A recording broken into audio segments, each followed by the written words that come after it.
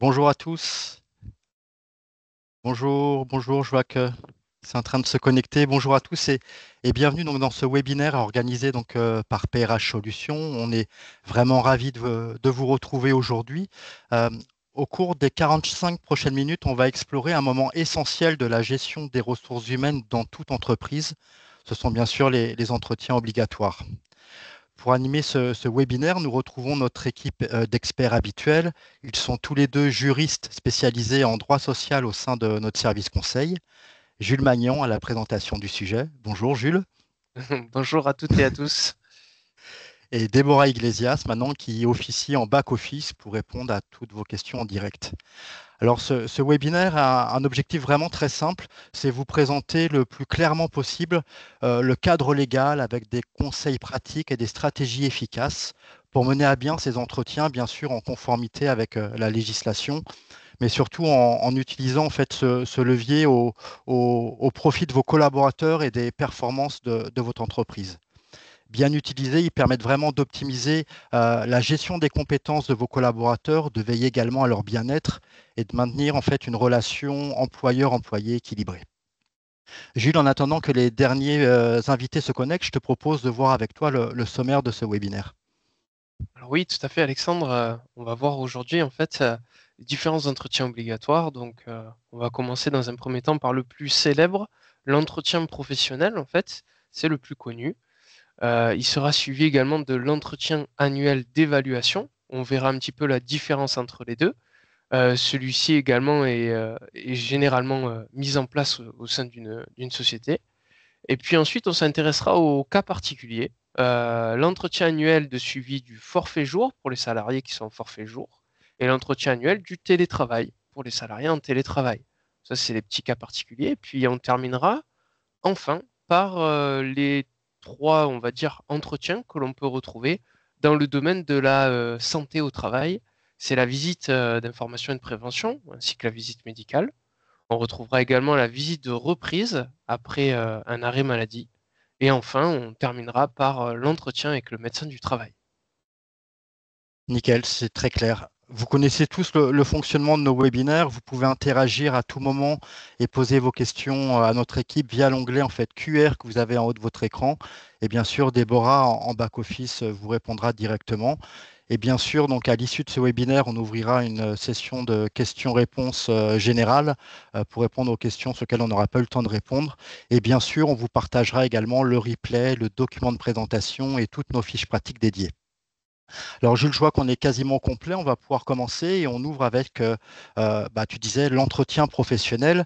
Et c'est un point clé pour évaluer à la fois les perspectives d'évolution professionnelle, identifier les besoins en formation et accompagner le développement des compétences. Est-ce que c'est bien résumé? Exactement, Alexandre, c'est tout à fait ça. Donc l'entretien professionnel, qui est, on va dire, l'entretien obligatoire le plus connu, en fait, a vocation effectivement à s'intéresser uniquement aux perspectives d'évolution professionnelle. Il est obligatoire tous les 2 ans, donc au sein d'une société, dès lors qu'on a un salarié, on est tenu tous les 2 ans, en fait, de mener cet entretien, d'inviter le salarié et donc de faire cet entretien avec le salarié. Sur quoi? Ben, on va le voir ensemble, en fait, sur les perspectives d'évolution professionnelle, notamment en termes de qualification, d'emploi. Donc l'entretien professionnel, il se décompose en deux parties quand même. Il y a l'entretien classique qui est obligatoire tous les 2 ans, qu'on va voir, et ensuite un autre entretien qui est obligatoire en fait tous les 6 ans. Un entretien un peu plus détaillé, disons-le. L'entretien professionnel, donc classiquement, on l'a vu, donc le sujet principal, c'est l'évolution professionnelle. Alors pour ça, de quel sujet va-t-on parler? Vous les voyez en fait apparaître à l'écran. On va avoir la validation voilà, des acquis de l'expérience professionnelle, mais également on peut discuter du compte personnel de formation du salarié, le CPF, dont dispose chaque salarié. On va parler également des possibilités d'abondement du CPF s'il y en a, si l'employeur souhaite en fait abonder le CPF, c'est-à-dire comment dire donner une somme d'argent sur le compte personnel de formation du salarié. Et enfin, on peut également évoquer les conseils en évolution professionnelle, le CEP. Donc l'idée, c'est de parler globalement, en d'autres termes, de l'évolution professionnelle du salarié au sein de la société. Et déjà, premier élément, on voit déjà apparaître en fait une interrogation, c'est que dans la pratique, on va souvent confondre l'entretien professionnel avec un entretien d'évaluation, un entretien annuel d'évaluation. Ici, l'entretien professionnel ne concerne en aucun cas l'évaluation du travail du salarié. Ça, c'est véritablement un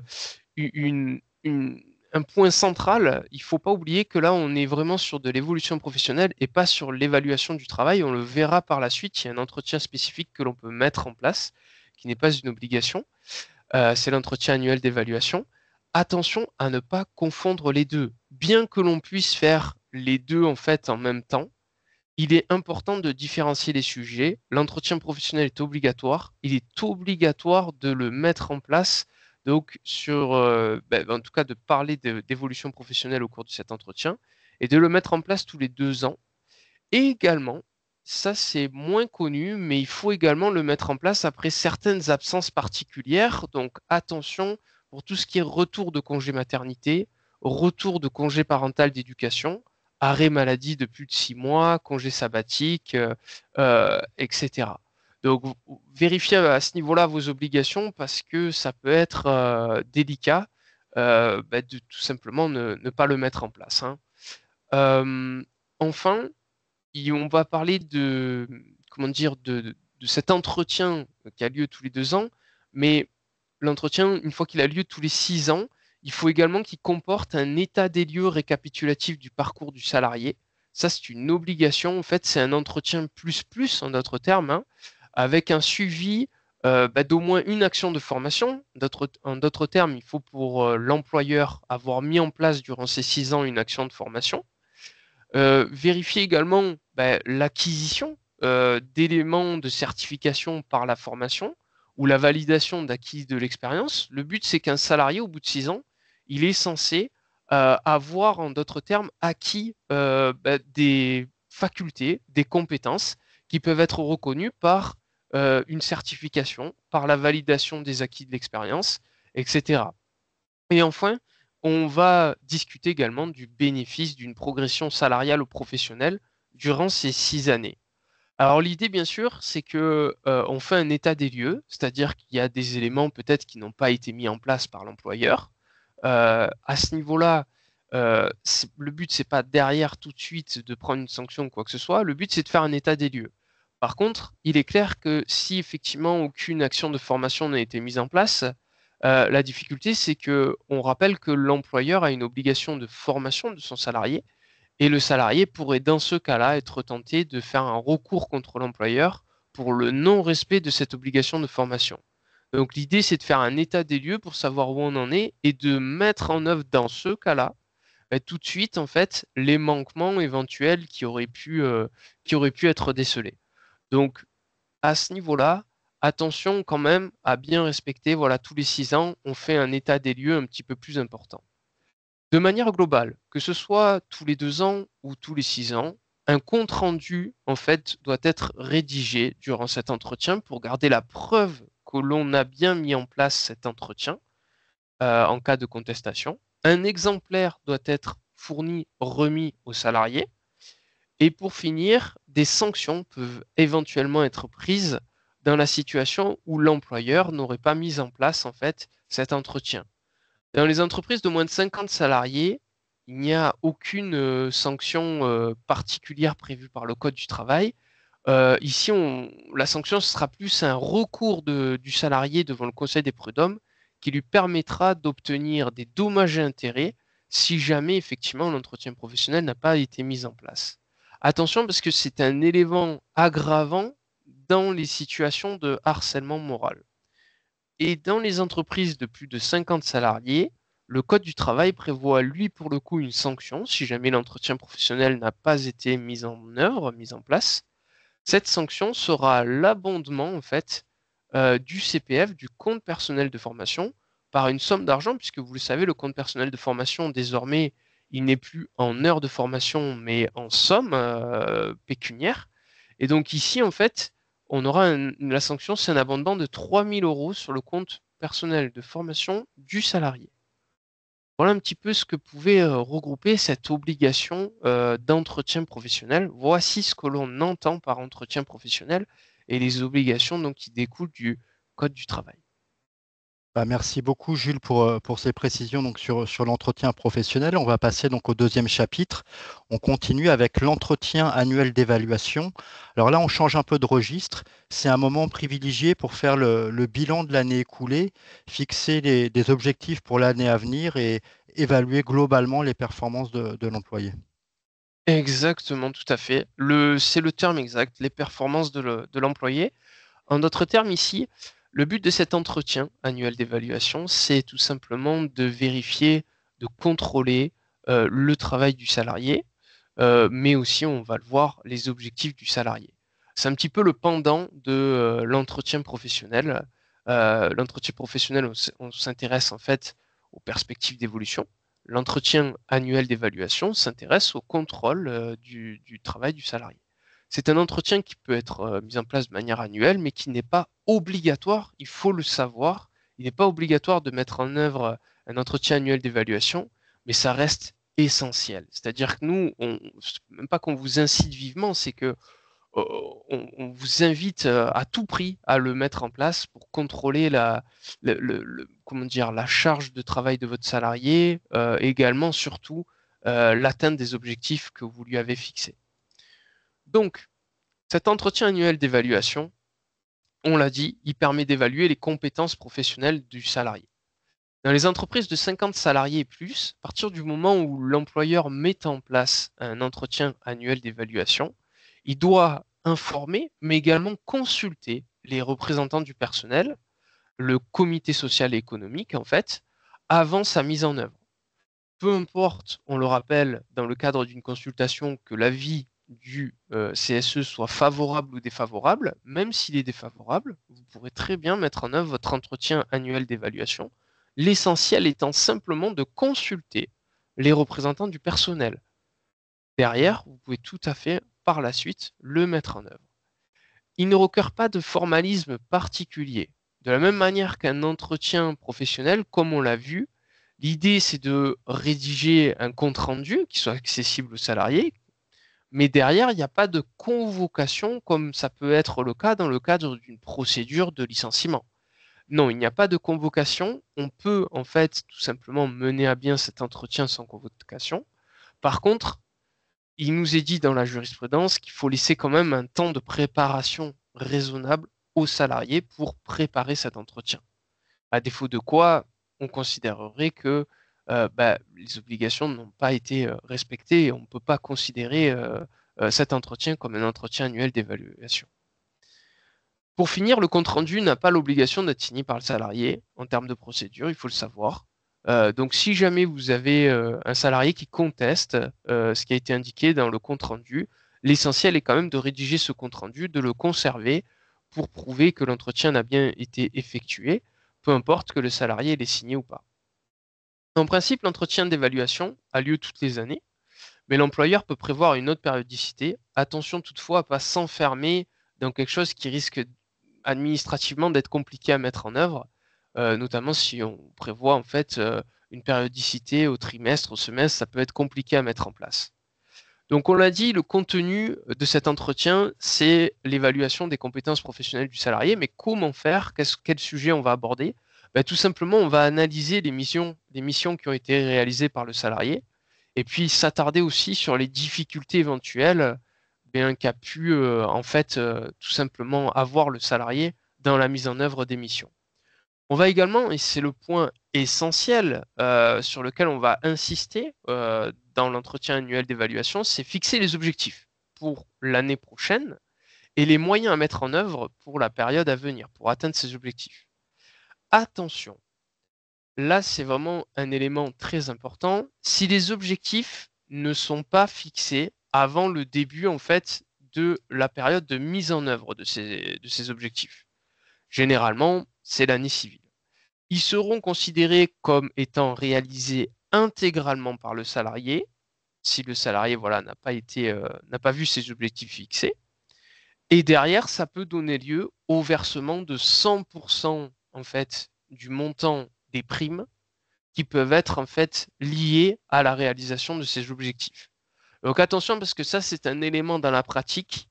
Bien que l'entretien annuel d'évaluation ne soit pas obligatoire, c'est un élément dans la pratique qui pose problème auprès d'un très grand nombre d'employeurs. C'est que si on met en œuvre des objectifs avec des primes, il faut impérativement en fait fixer ces objectifs avant le début de la période, je disais, de réalisation des objectifs.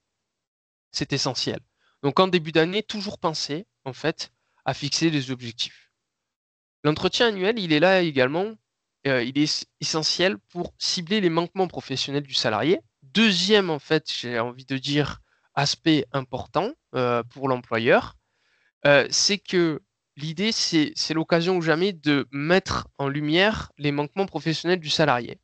Notamment, lorsque vous faites face à une insuffisance professionnelle, si vous souhaitez mettre en œuvre en fait un licenciement pour insuffisance professionnelle, il faut veiller à ce que vos entretiens annuels d'évaluation ciblent bien en fait ces manquements-là, les fassent apparaître. Auquel cas, sinon, ça pourrait être un élément contraire qui pourrait permettre aux salariés de se défendre vis-à-vis et de même de contester ce licenciement pour insuffisance professionnelle.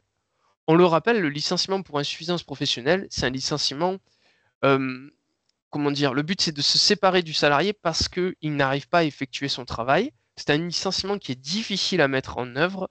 Il faut faire part déjà du respect de son obligation de formation et d'adaptation, avoir laissé un temps suffisant au salarié pour réaliser son travail, avoir mis en œuvre des objectifs raisonnables et surtout avoir bien mis en lumière et bien averti le salarié sur ses manquements professionnels. Donc cet entretien annuel d'évaluation, c'est vraiment un pilier central dans l'atteinte bien des résultats, dans l'atteinte des objectifs que vous souhaitez fixer à votre salarié. Voilà un petit peu ce que l'on pouvait dire sur l'entretien annuel d'évaluation à ne pas oublier, à ne pas manquer. Merci une fois de plus, Jules, pour toutes ces précisions. On va pouvoir passer en fait au troisième chapitre de notre webinaire consacré au cas particulier de l'entretien annuel du suivi du forfait jour. Alors bien sûr, c'est obligatoire pour les salariés en forfait jour, mais il permet surtout de s'assurer du bon équilibre entre la charge de travail et la santé du salarié. Exactement. On ne pouvait pas faire mieux comme définition. C'est voilà, le bon équilibre tout à fait entre la charge de travail et derrière comment dire, la mise en place du forfait jour. Donc, euh, l- vraiment, l'objectif, là, ici, c'est de s'intéresser dans un premier temps, en fait, avec un salarié en forfait jour, à ces quatre éléments que vous voyez apparaître à l'écran. C'est vraiment le contenu de cet entretien de suivi du forfait jour. En premier lieu, la charge de travail, déjà. En deuxième lieu, l'organisation du travail. En troisième lieu, l'articulation entre l'activité professionnelle et la vie personnelle. Et enfin, la rémunération. Ces quatre éléments, pardon, qui doivent obligatoirement être invoqués durant cet entretien de suivi du forfait jour. Cet entretien donc de forfait jour, on l'a dit, il est obligatoirement annuel. On ne peut pas y échapper. À partir du moment où on a un salarié en forfait jour, il faut mettre en œuvre cet entretien et développer ces quatre sujets.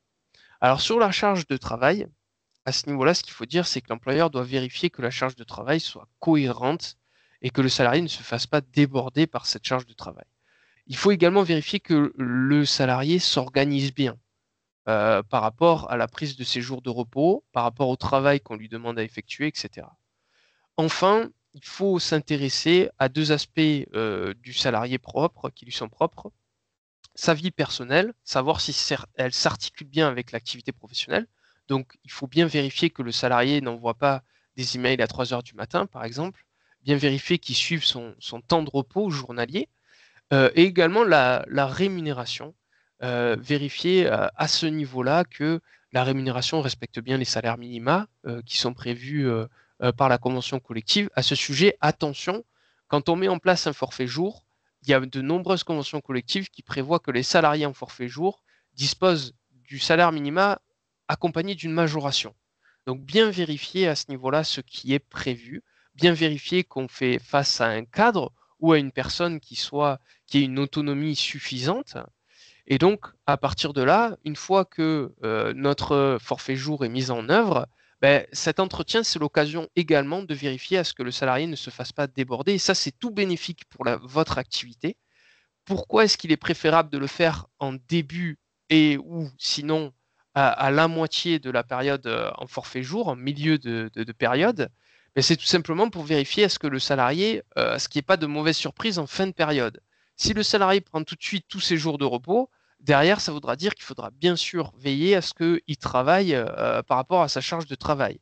Et vice-versa. Il ne faut pas également que le salarié ne prenne pas ses jours de repos tout au long de l'année et se retrouve en fin d'année avec des jours de repos qu'il ne peut pas prendre. Alors à ce sujet, si vous vous retrouvez dans cette situation, petite astuce, il est possible que le salarié puisse racheter ses jours de repos si jamais on déborde et on s'aperçoit que le salarié n'a pas eu le temps, de par son travail, de prendre ses jours de repos. Il est possible de faire un rachat et donc de verser les jours de repos monétairement au salarié. Donc voilà un petit peu sur cet entretien de suivi du forfait jour. Alors la sanction, quelle est-elle? La sanction, c'est la nullité de la convention de forfait si on n'a pas mis en œuvre l'entretien. Et ça, c'est particulièrement grave. Je tiens vraiment à souligner cet aspect-là, puisque quand ça arrive, il faut savoir que la sanction est double en fait. Pourquoi? Parce qu'il y a un risque majeur déjà d'octroi de dommages et intérêts aux salariés. Dommages et intérêts qui vont être d'un montant très élevé si jamais le salarié a un bon avocat qui plaide notamment sur l'articulation entre l'activité professionnelle et la vie professionnelle qui n'a pas été respectée. Là, ça peut aller très loin si le salarié prouve bien sûr le préjudice qu'il a subi. Et également, ça peut aller très loin sur le paiement des heures supplémentaires tout au long de l'année, puisque la convention de forfait est tombée, elle est nulle. Donc derrière, il va falloir payer des heures supplémentaires au salarié, si celui-ci en fait valoir par rapport à son travail, ce qui réussira très facilement à faire. Et donc pour vous donner un exemple, généralement, quand le salarié obtient une nullité de la convention de forfait, ça peut monter, ben, l'ordre de grandeur, ça peut être un ordre de grandeur de 100 000 euros en termes de condamnation. Donc attention à la nullité de la convention de forfait, attention à bien respecter ces obligations qui apparaissent simples, un entretien, mais qui derrière peuvent vous mettre en grande difficulté.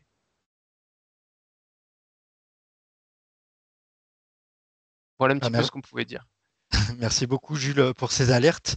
Je vous rappelle que vous pouvez poser vos questions à tout moment, donc en utilisant l'onglet questions-réponses qui se situe donc dans le menu en haut de votre écran, et Déborah répondra à vos questions en direct.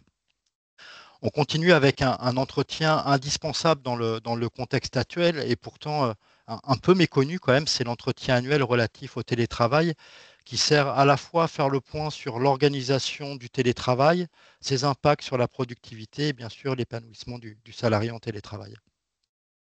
Exactement, voilà, c'est ça. Un petit peu de la même façon, Alexandre, que en fait l'entretien annuel de suivi du forfait jour. On est un petit peu dans la même ambiance, disons-le. L'idée, en fait, c'est tout simplement de vérifier à ce que le télétravail se passe bien. Donc, obligatoirement, à partir du moment où on a un salarié en télétravail, on doit réaliser cet entretien de suivi. Alors, il faut savoir que dans le télétravail, c'est quelque chose qu'on met en place de manière maintenant commune, hein, qui est rentré dans l'organisation du travail. Il y a toutes sortes de télétravail. Il y a le télétravail en fait à 100%, et puis il y a aussi le télétravail, comment dire, de manière partielle, un jour par semaine, 2 jours par semaine, etc. Alors même avec un jour par semaine, un salarié en télétravail doit bénéficier de cet entretien en fait annuel de suivi de la charge de travail. Donc attention, en fait, c'est vraiment tout salarié en situation de télétravail qui doit bénéficier de cet entretien.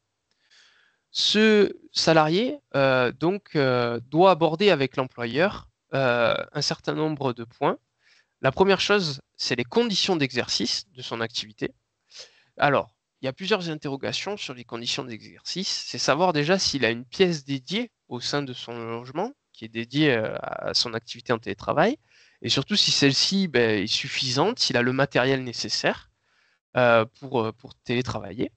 Également vérifier que le salarié dispose bien d'une assurance habitation qui comprennent l'exercice du télétravail, que toutes les démarches administratives ont bien été mises en œuvre pour qu'ils soient couverts durant cette période de télétravail. Également la sécurité informatique qui rentre en ligne de compte à l'heure actuelle, qui est un élément essentiel, mais pas que, puisque on l'a vu par les jurisprudences récentes, on considère que le salarié en télétravail est un salarié comme un autre. Et à ce titre, si il en fait se blesse à l'occasion du travail, pendant le temps et sur le lieu de travail, c'est-à-dire en fait là pour le coup à son domicile, ben, il sera considéré comme ayant été victime d'un accident du travail. Et il y a une jurisprudence très récente de ce mois-ci, euh, d'une cour d'appel, mais qui illustre bien le conflit actuel. Ben, c'est tout simplement la reconnaissance d'un accident du travail alors qu'on parlait d'un télétravailleur qui s'est blessé pendant sa pause déjeuner chez lui. Donc vous voyez que de plus en plus le télétravail est réglementé. Donc c'est l'occasion ou jamais de vérifier en fait le respect j'allais dire, de ses obligations, de vérifier que le salarié dispose bien ben, de la formation nécessaire, du matériel nécessaire pour exercer son activité chez lui, dans le respect ben, des dispositions du Code du travail. Le deuxième point, c'est la charge de travail. Lorsque, en fait, le salarié est en télétravail, il faut vérifier à ce que la charge de travail soit bien respectée, un peu à la même façon que le forfait jour, puisqu'on considère que étant moins suivi physiquement par l'employeur, bien derrière, il faut apporter, dans le cadre de cet entretien, il faut apporter une attention plus particulière à cette charge de travail, contrairement à un salarié lambda qui se rend physiquement au travail. Donc, l'entretien de suivi de la charge de travail doit se dérouler durant les heures de travail du salarié. Il peut être réalisé, voilà, soit dans l'entreprise, le salarié vient en fait physiquement au sein de la société, soit par le biais d'une visioconférence pendant les heures de télétravail. Enfin, là aussi, il y a une sanction en cas d'absence d'entretien. C'est la même sanction que pour un forfait jour, c'est-à-dire que derrière, le salarié pourrait demander des dommages d'intérêt pour le non-respect par l'employeur de son obligation de sécurité, si jamais elle est enfreinte, elle est violée par l'employeur, et également pour le non-respect ben, de son articulation entre vie privée et vie professionnelle. Et puis enfin, la demande de rappel de salaire avec paiement d'heures supplémentaires, si on s'aperçoit ben, que derrière, il n'a pas été suivi, etc., pendant le télétravail. Donc attention à bien le mettre en œuvre. Bah, merci beaucoup, Julien. On voit bien en fait, l'importance de bien maîtriser en fait, ces entretiens obligatoires parce qu'il y a vraiment des conséquences qui peuvent être impactantes pour les entreprises. On change de sujet complètement, donc on part sur le volet médical avec un autre entretien obligatoire que vous connaissez bien. C'est la visite d'information et de prévention et bien sûr la visite médicale. Alors là, c'est des entretiens qui servent plutôt à assurer le suivi régulier de la santé des salariés avec un focus de plus en plus grandissant en fait, sur la prévention des risques professionnels. Exactement, c'est ça. Tout à fait. En fait, on parle là bien de ce qu'on appelait auparavant la visite médicale, mais qui désormais, en fait, on va dire, divisée en deux. Il y a deux sortes de visites médicales, en d'autres termes, selon tout à fait ben, les conditions de travail, le poste de travail qui est envisagé. Comme Alexandre l'a dit, là, c'est une obligation au moment de l'embauche du salarié. C'est-à-dire que dans les 3 mois qui suivent l'embauche, il va falloir mettre en œuvre, en fait, ce qu'on appelle la visite d'information et de prévention, ou sinon une visite médicale. Donc, la visite d'information et de prévention, elle est valable en fait pour 5 ans ou 3 ans selon le poste de travail. Là, ça va dépendre un petit peu comment dire, de, de, de la dangerosité de ce poste de travail. Elle est obligatoire donc dans les 3 mois qui suivent l'embauche, mais il est possible de ne pas, comment dire, s'y atteler si jamais, en fait, on a les 3 conditions suivantes qui sont réunies. Première chose, le salarié est appelé à occuper un emploi identique que l'emploi pour lequel il avait fait sa visite médicale dans les 5 dernières années. Donc, si on est sur un emploi identique qui présente des risques d'exposition équivalents, on remplit le premier critère. Le professionnel de santé, on parlera de professionnel de santé puisque désormais, la visite n'est pas obligatoirement effectuée par un médecin, mais peut être effectuée par un infirmier du travail. Alors, le professionnel de santé doit être en possession de la dernière attestation de suivi. Donc, en clair, ça veut dire qu'il faudrait que l'ancien employeur ou récupérer, enfin l'ancien employeur soit affilié à la même médecine du travail que la vôtre, ou sinon récupérer auprès de l'ancien employeur l'attestation ou du dernier avis d'aptitude si le salarié en dispose. Donc on peut demander au salarié ces documents-là, hein. Et dans ce cas-là, on pourra remplir la deuxième condition. Alors il faut que ça ait été effectué uniquement 2 ans auparavant pour les salariés intérimaires, hein. Et enfin, il faut attention au cours des 5 dernières années que le médecin du travail n'ait pas émis d'avis d'inaptitude, pardon, ou de préconisation. Attention parce que les préconisations, c'est plus fréquent, on va dire. Donc attention à cet aspect-là, parce que là, ça voudrait dire qu'il faudrait mettre en œuvre une visite d'information et de prévention. Cette visite d'information et de prévention, donc si on réunit ces 3 conditions, on n'a pas à la faire, mais voilà, si jamais on doit la faire, il faut s'y prendre suffisamment à l'avance, parce que déjà, quand on est voilà, un employeur, il faut contacter la médecine du travail et prévoir, en fait, organiser cette visite. Et ça implique de s'y atteler à l'avance, puisqu'on sait, il y a certains organismes de médecine du travail qui sont parfois débordés. Donc attention à bien respecter vos obligations. Euh, Focus désormais sur en fait, la visite médicale ou ce qu'on appelle le suivi renforcé. Là, pour le coup, vous voyez la différence qui apparaît à l'écran. C'est sur certains postes de travail qui nécessitent des conditions d'emploi particulières. Elle est obligatoire dès l'embauche. Donc, notamment, on va le voir, hein, vers qui elle est destinée, mais attention à bien s'y atteler dès l'embauche, en fait, dès le premier jour de travail, il faut que le salarié ait bien effectué sa visite médicale d'un premier abord. Alors, en quoi ça consiste? C'est un examen médical d'aptitude avant l'embauche qui donne lieu à la délivrance d'un avis d'aptitude ou d'inaptitude par le médecin du travail. Là, vous voyez, on n'est pas sur la même visite, c'est un petit peu plus poussé. C'est destiné à qui? Aux salariés suivants, les salariés qui sont exposés à un risque particulier, les salariés qui sont affectés à un poste particulier, nécessitant une autorisation préalable administrative, une autorisation de conduite par exemple, ou des mineurs qui sont affectés à des travaux interdits, ou sinon comment dire, des salariés qui, pour travailler, ont besoin d'habilitation, en fait. Et enfin, des salariés qui sont affectés à un poste défini par l'employeur, qui est un poste étant défini comme étant un poste à risque. En d'autres termes, qui ça concerne, pour être plus précis dans la pratique? Par exemple, ça va être tout ce qui va être chauffeur routier, tout ce qui va être salarié qui travaille dans des usines, dans des sites particuliers qui nécessitent un suivi particulier au niveau médical. Et enfin, dernier point, il y a une possibilité de mettre en place, de faire un examen de fin de carrière dans les 6 mois qui suivent la fin de l'activité. Alors ça, c'est un petit peu obligatoire à ce niveau-là, donc attention à bien le mettre en place.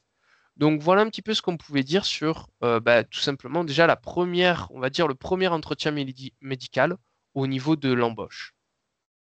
Donc voilà à ce niveau-là. Ça concerne effectivement les salariés en situation de handicap. Donc il faudra voir, parce que c'est en fonction du poste, donc à voir sur ce sujet, hein. Très clair, Jules, merci beaucoup. On enchaîne, on reste dans le volet santé, en fait, avec la visite de reprise. En gros, après une absence prolongée, cet entretien favorise la réintégration du salarié de retour et il s'assure surtout que toutes les conditions de reprise sont bien bonnes pour lui. C'est ça. Alors, effectivement, cette visite de reprise, on l'oublie. On pense souvent à la visite médicale au niveau de l'embauche, et on oublie parfois qu'il faut faire une visite de reprise dans certains cas si le salarié voilà, a été placé en arrêt maladie. Alors attention, parce qu'il y a une donnée, c'est qu'elle est obligatoire dans les 8 jours qui suivent la reprise du travail du salarié. Donc ça, voilà, c'est un petit problème pour l'employeur. Là, il faut bien s'organiser pour mettre en place cette visite de reprise. Alors la visite médicale de reprise, elle est obligatoire si le salarié est en arrêt de travail pour l'un des motifs suivants. Alors ça, c'est le motif le plus connu, c'est celui qui apparaît dans la pratique, hein, dans la majorité des cas. C'est un arrêt maladie qui a entraîné un arrêt d'une durée d'au moins 30 jours. Donc attention, il faut garder en tête, et ça c'est vraiment, là, si on peut retenir quelque chose de là aujourd'hui, c'est ça. Au moins 30 jours, il faut tout de suite qu'en tant qu'employeur, ça vous fasse tilt. Si on a dépassé 30 jours, ben, il faut tout de suite mettre en œuvre une visite de reprise. Également, les situations d'accident, en fait, ayant entraîné un arrêt de travail de plus de 60 jours. Donc là aussi, il faut y penser. Pour tout ce qui est accident du travail qui a entraîné un arrêt d'au moins 30 jours, là on retrouve un petit peu les mêmes éléments. Et attention, le cas particulier de la maladie professionnelle, là peu importe en fait depuis combien de temps le salarié est en maladie professionnelle, dès lors que la maladie est reconnue, il faut faire une visite de reprise si le salarié revient travailler. Et enfin, un cas également connu, et il faut s'en rappeler, il faut faire une visite de reprise pour tout ce qui va être congé de maternité. Il faut impérativement organiser une visite de reprise.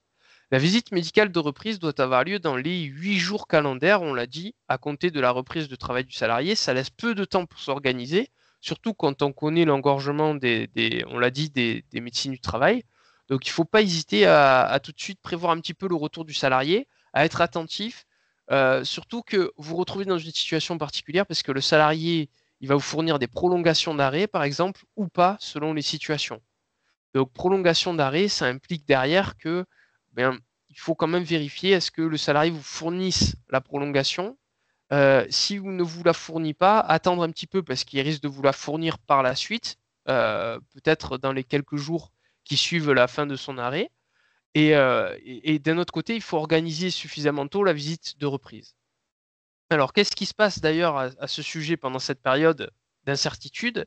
Si le salarié ne vous fournit pas d'éléments et ne revient pas vers vous, dans ce cas-là, il y a une jurisprudence qui dit que vous n'êtes pas fautif, vous n'avez pas tenu de lui verser son salaire pendant cette période, mais on vous invite vivement à organiser une visite de reprise, ou en tout cas envoyer un courrier pour demander un justificatif d'absence dans un premier temps au salarié, pour savoir si il est placé en arrêt, si son arrêt est prolongé ou pas. Si par contre le salarié se manifeste de son propre chef pour dire que son arrêt de travail est terminé et qu'il veut reprendre le travail, là tout de suite, il faut vous inquiéter car vous allez devoir reprendre le versement du salaire. C'est de votre fait si jamais vous n'avez pas pu organiser la visite de reprise dans les temps. Donc voilà un petit peu les situations sur lesquelles il faut faire attention à cet aspect-là. Enfin, il y a des cas effectivement où le salarié refuse, vous vous retrouvez face à une situation de refus du salarié de se rendre à la visite de reprise. Ça peut entraîner un licenciement du salarié, de la même manière que pour la visite médicale, hein, si jamais il y a un refus du salarié. Mais attention, ce refus n'est pas constitutif d'un abandon de poste. C'est parce que le salarié a refusé que l'on va en fait le licencier. Et attention sur un dernier point, un cas particulier, si c'est un refus pour des motifs religieux, c'est une cause réelle et sérieuse de licenciement qui ouvre droit au versement d'une indemnité et non un licenciement pour faute grave. Donc voici un petit peu les petites particularités de la visite de reprise. Bah, merci beaucoup, Jules. On va clôturer donc avec le dernier entretien. Donc, c'est l'entretien avec le médecin ou la médecine du travail. C'est vraiment pour évaluer en fait l'aptitude à travailler dans des bonnes conditions, notamment après, je crois, un arrêt longue durée ou des problématiques de santé. Alors c'est ça, c'est en fait quand vous sentez que votre salarié est vacillant au niveau de sa santé, pour rappel, vous avez une obligation de sécurité du salarié. Donc si jamais vous sentez que votre salarié, au niveau de son état de santé, malgré le fait parfois qu'il ne veuille pas, comment dire, aller voir un médecin traitant pour être placé en arrêt maladie, ben, il faut faire attention parce que du fait de cette obligation de sécurité, dans ce cas-là, il serait sage d'organiser un entretien avec le médecin du travail. Alors, comme on l'a vu, cet entretien, en fait, il faut l'organiser avec la médecine du travail. Euh, Vous pouvez demander un entretien à tout moment, de la même façon que le salarié. Simplement, attention à ne pas rentrer dans le harcèlement, à demander un entretien de manière courante, de manière répétée. Mais de l'autre côté, bien sûr, il faut faire attention à la santé de ses salariés. Donc, on voit un petit peu la difficulté dans laquelle vous êtes. Alors, n'hésitez pas à demander un entretien quand vous sentez vraiment que ça ne va pas. Le médecin du travail, il va rendre soit un avis d'aptitude, en jugeant que l'état de santé du salarié sera tout à fait apte à faire son travail. Dans ce cas-là, ce sera conforme. Soit un avis d'aptitude avec des préconisations qu'il conviendra de respecter. À défaut, en clair, Sinon, le salarié pourrait demander des dommages et intérêts pour manquement à son obligation de sécurité de résultat, voire même en fait faire part d'une situation de harcèlement moral. Donc, vous voyez un petit peu l'importance de respecter les préconisations. Il ne faut pas hésiter à discuter avec en fait le médecin du travail pour essayer de trouver une solution pour respecter les préconisations. Il peut rendre également un avis d'aptitude partielle, c'est-à-dire que le salarié ne pourra pas travailler sur une partie de son travail. Il faudra lui trouver un reclassement partiel, en d'autres termes, une autre mission à effectuer, ou un avis d'inaptitude, et auquel cas, là, attention, suite à l'avis d'inaptitude, il ne faut pas hésiter à tout de suite revenir vers nous pour voir un petit peu ce que l'on peut mettre en place, si on peut mettre en place un reclassement, si on peut licencier, puisque pendant 1 mois, le salarié ne sera pas rémunéré suite à un avis d'inaptitude, mais après, vous devrez le rémunérer alors qu'il ne pourra pas travailler. Donc voilà un petit peu la situation. Et enfin, pour finir, comment est-ce qu'un médecin du travail réalise un entretien? Mais en fait, il va réaliser l'examen médical, mais pas que. Il va réaliser une étude de poste et une étude des conditions de travail par la suite. Et enfin, échanger avec l'employeur sur une solution à apporter, les propositions.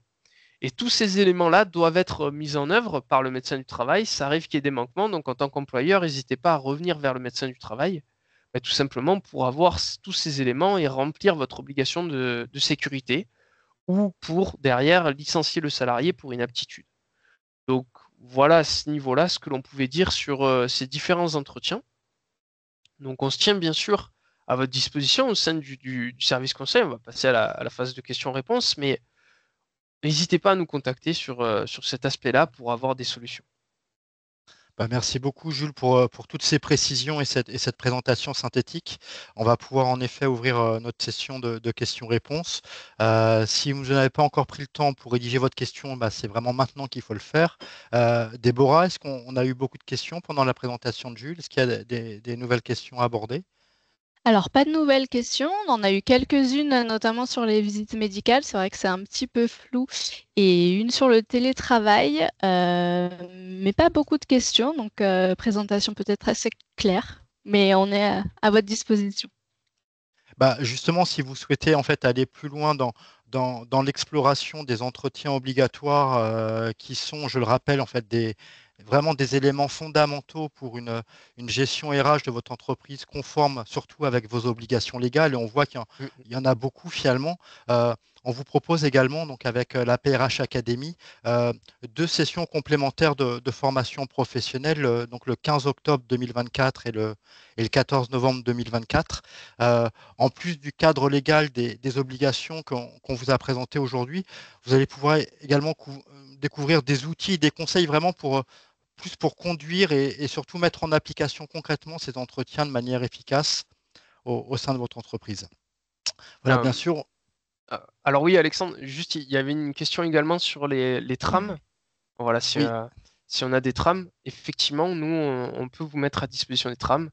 Donc en plus des formations, on peut voilà, vous aider hein, à la réalisation des entretiens. et justement, les trams, pour répondre à la question, fait partie en fait de la partie formation professionnelle qu'on va aborder donc avec la PRH Academy et des outils en fait qu'on mettra à disposition pour les personnes qui ont souhaité y participer. Euh, S'il n'y a pas d'autres questions, je pense que notre webinaire va toucher à sa fin. Merci à tous pour votre participation. Très rapidement, vous allez recevoir dans votre boîte de réception, bien sûr, le replay de ce webinaire, le document synthétique de présentation de Jules, des fiches pratiques dédiées également. Je vois qu'on en a 3. On a un guide pour les entretiens et bilans professionnels. On a le suivi médical des salariés et la contre-visite médicale, un droit de l'employeur. Et on se permettra également de vous envoyer une enquête de satisfaction pour continuer à améliorer la qualité de nos rendez-vous et de nos webinaires. Nous espérons vraiment que vous avez apprécié donc, ce rendez-vous. On se retrouve le mois prochain, Jules, et on peut déjà partager le sujet. Alors oui, tout à fait. On se retrouve le mois prochain pour parler du CSE. Ah, voilà, ça va tomber à pic, vu qu'on sera à chaque fois ces webinaires, on essaye vraiment de le caler avec l'actualité des entreprises également pour vous permettre de préparer au mieux chacun de ces événements-là. Et bien sûr, je vous rappelle, comme le précisait Jules, que notre service conseil reste à votre disposition pour vous accompagner, que ce soit dans vos procédures ou la rédaction d'actes juridiques. Et pour les contacter, c'est hyper simple, vous le voyez à l'écran, il y a une seule adresse mail, c'est conseil au singulier @paye-du6 rh.com. Je vous remercie à tous. Notre événement touche à sa fin et je vous souhaite une excellente fin de journée. Merci Jules, merci Déborah. Merci. Merci à tous.